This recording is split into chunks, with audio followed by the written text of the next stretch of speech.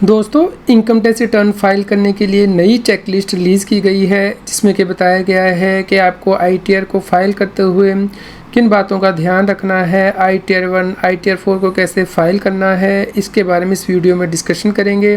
तो आप इस वीडियो को अंत तक ज़रूर देखें। हम आपको सोर्स भी बताएंगे जहां से आपको डॉक्यूमेंट डाउनलोड करना है, ताकि आप सही इनकम टैक्स की रिटर्न फाइल कर पाएँ और आपके जो क्वेश्चन होते हैं आईटीआर 1 और आईटीआर 4 से रिलेटेड, वो इसमें आंसर किए गए हैं। तो दोस्तों, आप इस वीडियो को अंत तक जरूर देखें और सभी लोगों के साथ शेयर भी करें।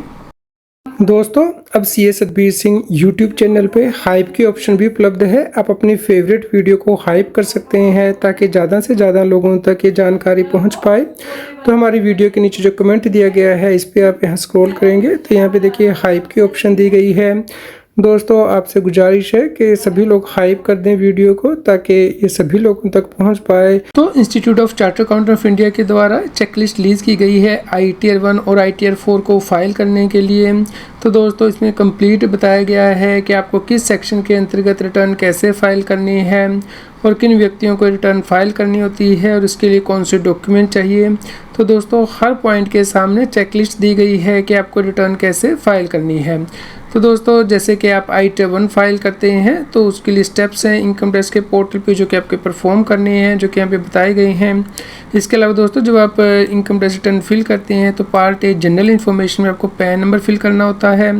तो पैन नंबर दोस्तों मैंडेटरी है। इसके अलावा आधार के साथ पैन को लिंक करना भी ज़रूरी है, लेकिन कुछ व्यक्तियों को इसे छूट दी गई है, उसके बारे में यहाँ पे कंप्लीट बताया गया है कि किन व्यक्तियों को छूट दी गई है। दोस्तों, फर्स्ट नेम में आपको कैसे एंट्री करनी है। अगर व्यक्ति का फर्स्ट नेम ही है, सिर्फ लास्ट नेम नहीं है, तो उस केस में उसे जो कॉलम A3 है उसके अंतर्गत ही एंट्री करनी है, यानी कि लास्ट नेम में ही उसे अपना नेम एंटर करना होता है।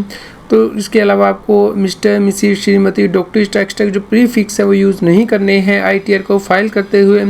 तो दोस्तों, इस प्रकार क्लोज बाय क्लोज यहाँ पे एक्सप्लेन किया गया है कि हर कॉलम में आपको कैसे एंट्री करनी है जब आप इनकम टैक्स रिटर्न फाइल कर रहे हैं। तो ये जो इंस्ट्रक्शंस है आईटीआर 1 और आईटीआर 4 को फाइल करने के लिए दी गई हैं। तो दोस्तों, अगर आपको कहीं भी कोई प्रॉब्लम आती है किसी फील्ड में, जैसे कि आपको नहीं पता लग रहा कि 139(9), 142(1) इसका क्या मतलब है, तो आप इस गाइड को रेफ़र कर सकते हैं। जैसे कि यहाँ पे एक्सप्लेन किया गया, 139 रेक्टिफिकेशन ऑफ डिफेक्टिव रिटर्न के लिए सेक्शन होता है, 142(1) for filing of a return response to notice served by assessing officer. तो आप इस प्रकार इस चेकलिस्ट का यूज़ कर सकते हैं। दोस्तों, चेकलिस्ट के बारे में डिस्कस कर लेते हैं। दोस्तों, ये जो चेकलिस्ट है वो सबसे पहले पब्लिकेशन के बारे में यहाँ पे देखते हैं। तो ये पब्लिकेशन जो है institute of chartered accountant of India के द्वारा की गई है। डायरेक्ट टैक्स कमेटी के द्वारा अगस्त 25 में दोस्तों पब्लिकेशन रिलीज़ की गई है, जिसमें कि इनकम टैक्स रिटर्न फॉर्म का ओवरव्यू दिया गया है। तो दोस्तों, आप इसमें देख सकते हैं किस प्रकार की रिटर्नें आपको फाइल करनी होती हैं इनकम टैक्स के पोर्टल पे और किन व्यक्तियों को रिटर्नें फाइल करनी होती हैं। तो इसके बारे में कंप्लीट गाइड इसमें दी गई है। मैंडेटरी किन व्यक्तियों का है रिटर्न फाइल करना, तो आप इसमें ये गाइड कंप्लीट देख सकते हैं। इसके अलावा चेकलिस्ट दी गई है कि आईटीआर 1 को, यानी कि चैप्टर 2 के अंतर्गत सहज फॉर्म को कैसे फाइल करना है, किन व्यक्तियों को एप्लीकेबल है, मोड ऑफ फाइलिंग क्या है, प्री रिक्विजिट्स क्या होंगे फाइल करने के लिए, स्टेप्स क्या हैं, सेक्शन क्या हैं, और दोस्तों आईटीआर 1 को कैसे प्रिपेयर करना है। इसके अलावा आईटीआर 4 के लिए कंप्लीट चेकलिस्ट दी गई है, किन व्यक्तियों को एप्लीकेबल है, मोड ऑफ फाइलिंग क्या है और आपको कैसे आईटीआर 4 को फाइल करना है, कौन से डॉक्यूमेंट आपको चाहिए, स्टेप्स क्या हैं, सेक्शंस कैसे फिल करने हैं। तो दोस्तों, आप इस चेकलिस्ट को डाउनलोड कर सकते हैं। इसका लिंक हम आपको दे देते हैं ताकि आप अपनी इनकम टैक्स की रिटर्न को सही से फाइल कर पाएँ। वेबसाइट taxil.com पे रेफ़र कर सकते हैं। यहाँ पे मैंने इस वीडियो के डिस्क्रिप्शन में भी लिंक दे दिया है, आप वहाँ पे क्लिक करके इसे डाउनलोड कर सकते हैं। यहाँ पे देखिए लिंक दिया गया है चेकलिस्ट को डाउनलोड करने के लिए। आप यहाँ पे सर्च में जाके भी ये आर्टिकल डाउनलोड कर सकते हैं, चेक कर सकते हैं। ICAI checklist for preparation of ITR form, यहाँ पे सर्च बटन पर क्लिक करेंगे तो आपको इस आर्टिकल के ऊपर लेके जाया जाएगा, जहाँ से कि आप ये डाउनलोड कर सकते हैं, या फिर आप हमारे होम टैब पे जाके इसे रेफ़र कर सकते हैं। उम्मीद करते हैं दोस्तों आपके लिए यह न्यूज़ यूज़फुल रही होगी।